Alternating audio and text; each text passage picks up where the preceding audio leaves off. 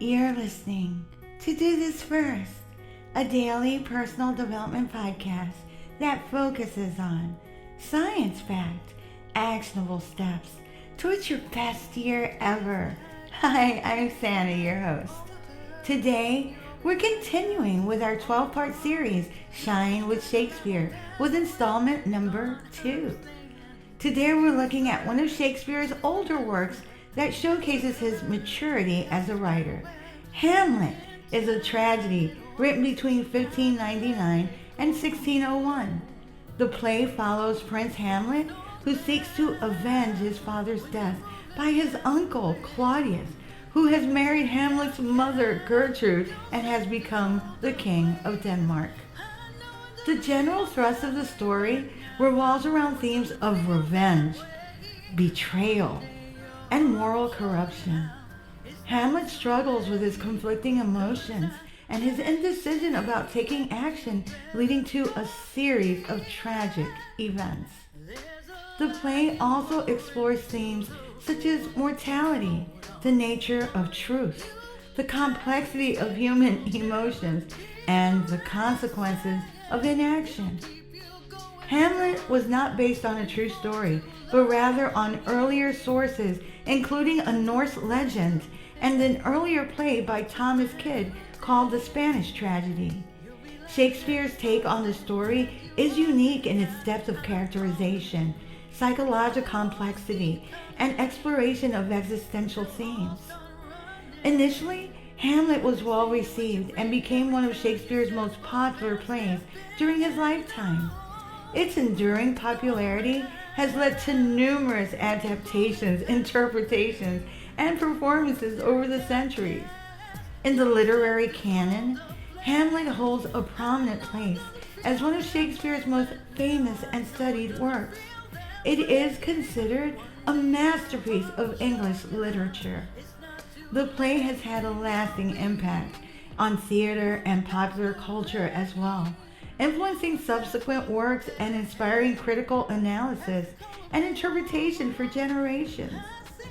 Hamlet is indeed a highly influential work that has inspired numerous references across various forms of media. Here's a breakdown of some of the adaptations and inspirations found in this play. There's another play, Rosencrantz and Guildenstern Are Dead, by Tom Stoppard, dated 1966. That play focuses on the characters of Rosencrantz and Guildenstern, two minor characters, and then think about The Lion King, 1994. It's basically an animated musical film that draws heavily on the plot and themes of Hamlet in a contemporary African setting. And then in terms of film adaptations, there have been so many starring, Laurence Olivier, Mel Gibson, Kenneth Branagh, and even Ethan Hawke. And books, too many to mention. Gertrude and Claudius by John Updike, Ophelia by Lisa Klein. It just goes on and on. There was even like a pop orchestra. They were called Ophelia Rock Orchestra that basically sang songs that referenced Hamlet, themes that were in Hamlet as well. And then one of my favorite TV shows, Sons of Anarchy, which ran between 2008 and 2014, basically is a parallel between the characters of Hamlet, the plots and the characters in Hamlet for sure. And even video games have been influenced by Hamlet. Max Payne, that series, incorporates references to Hamlet, especially the character's internal conflict and themes of revenge. Hamlet's enduring relevance is without question. It is a timeless work that really continues to bestow us with worthy and relevant life lessons if you're paying attention. In Hamlet, there are themes that specifically deal with betrayal and revenge that offer valuable insights and life lessons from a personal development perspective. Here are some key lessons that can be gleaned from these themes. Number 1, the importance of trust and integrity. Betrayal in Hamlet underscores the importance of trust in relationships and the impact that betrayal can have on one's well-being. Building and maintaining trust with others is crucial for healthy relationships and personal growth. It really serves as a poignant reminder of the fragility of trust within relationships, showcasing how breaches of trust can deeply wound and erode the foundation of connections. The profound impact of betrayal on one's well-being in the play highlights the emotional turmoil and psychological repercussions that can arise from broken trust. Additionally, it does emphasize the essential role of trust as a cornerstone for cultivating meaningful and authentic relationships. Trust forms the basis of not only relationships, though, but also self-assurance and the ability to trust others. That can also often reflect our own capacity to trust ourselves. Number 2, another lesson is bitterness. Hamlet's internal struggle and quest for revenge and bitterness is a central aspect of his character, and it stems from a combination of grief, betrayal, and a sense of moral outrage. Here's some examples from passages in the play that illustrates Hamlet's bitterness. Act 1, Scene 2. In this early scene, Hamlet expresses his deep melancholy and bitterness at his mother's quick remarriage to Claudius, his uncle, his dad's brother. He laments, "Frailty, thy name is woman," showcasing his bitterness towards what he perceives as his mother's betrayal and lack of loyalty to his deceased father. And number 2, Act 1, Scene 5. After learning about the circumstances of his father's death, like Claudius actually did kill his dad, he learns it from the ghost, and Hamlet declares, "The time is out of joint, O cursed spite, that ever I was born to set it right." This line reflects Hamlet's bitterness towards the moral corruption he perceives around him and the burden he feels to avenge his father's murder. Gosh. King Hamlet, the father of Hamlet, is murdered by his own brother, as I stated before. Claudius pours poison into King Hamlet's ear while he's sleeping, no doubt, in order to usurp the throne and marry Queen Gertrude. This treacherous act sets the stage for the events that unfold in the play as Hamlet is called upon by his father's ghost to avenge the murder. In Act 3, Scene 1, in his famous soliloquy, "To be or not to be, that is the question," Hamlet contemplates the futility of life and his own inner turmoil. He expresses bitterness towards the pain and uncertainty of existence, reflecting his deep disillusionment with the world around him. Hamlet faces significant consequences for avenging his father's death, both in terms of societal repercussions and on a personal level. There are some key aspects to consider regarding the aftermath of Hamlet's revenge. The societal consequences.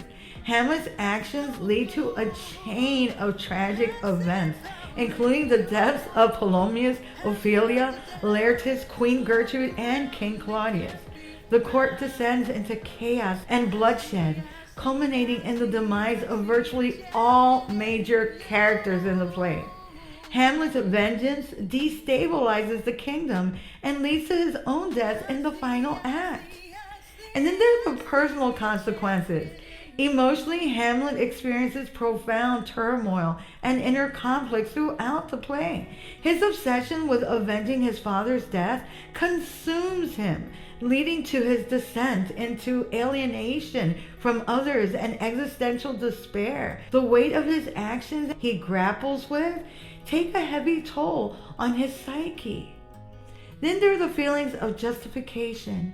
Hamlet's feelings of justification for avenging his father's death are complex. While he ultimately does carry out the act of killing Claudius, he expresses doubt, regret, moral uncertainty along the way. Hamlet's introspective nature and contemplative soliloquies reveal his struggle with the consequences of violence and the complexities of seeking retribution. And then there's the spiritual and emotional turmoil. Hamlet's encounters with the ghost of his father, who urges him to seek revenge, add a spiritual dimension to his quest for justice. Again, his internal conflict between duty and morality, coupled with the weight of familial betrayal and political intrigue, really exacerbates the emotional turmoil and contributes to his tragic fate. His post-revenge sentiments for avenging his father comes to his own demise. It emphasizes the tragic consequences of his actions, because he does lose his life at the end. While Hamlet's motivations for revenge were just, the manner in which he carries out justice causes utter chaos, cascades of death and destruction everywhere, leaving a legacy of sorrow and tragedy.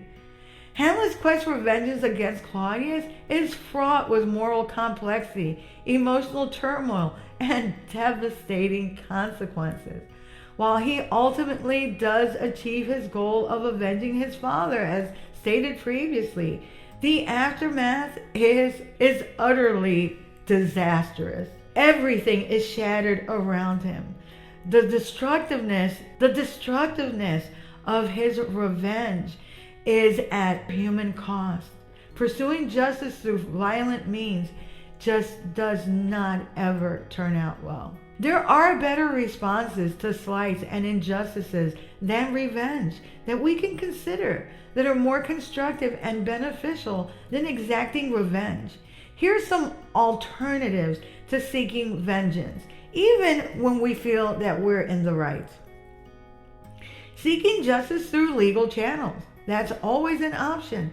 One effective alternative to revenge is seeking justice.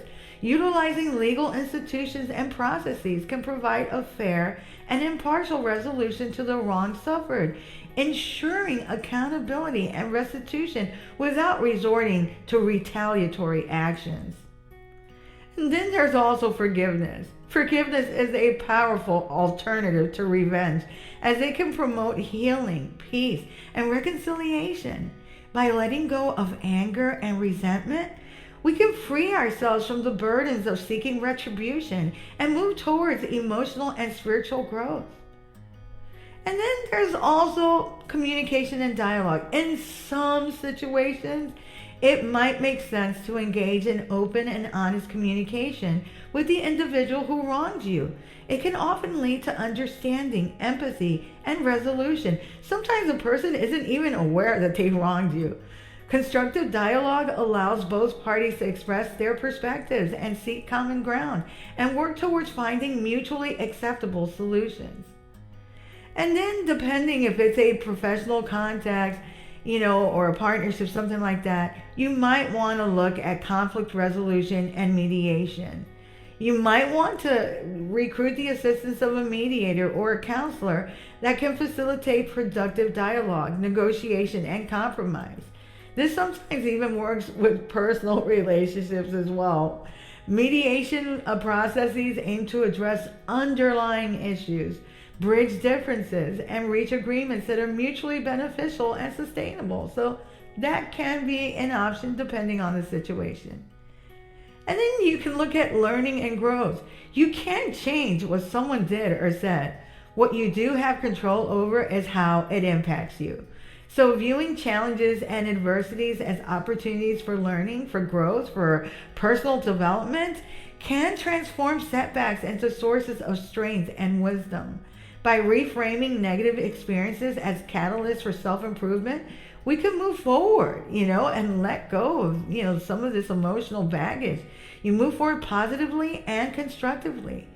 Despite the theme of revenge in the play, the consequences of seeking vengeance are profound, as we saw in Hamlet. Learning to forgive, to let go of grudges, and focus on personal growth and healing can lead to greater peace of mind and emotional well-being.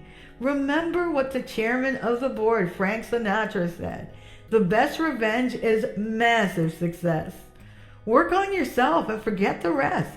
Before you know it, you'll surpass what was unimaginable to the unfathomable stratosphere. Just remember to smile when you look down. If you like what you're hearing, don't forget to subscribe. Don't forget to leave a review as well. You can leave it on Spotify, Apple Podcasts. There's all these platforms that we're on. You can also subscribe on my YouTube channel at Do This First. And subscribe. I'm seeing an uptick in my subscriptions, guys, but I'm a long way away from 10,000. And so please, please, please do subscribe and get your friends to listen to the podcast as well. You can also go onto my website, dothisfirst.life, if you want to read a transcript of this podcast episode and actually all 190 podcast episodes. Tomorrow we will continue with our Shine with Shakespeare installment number 3. Till tomorrow. Moving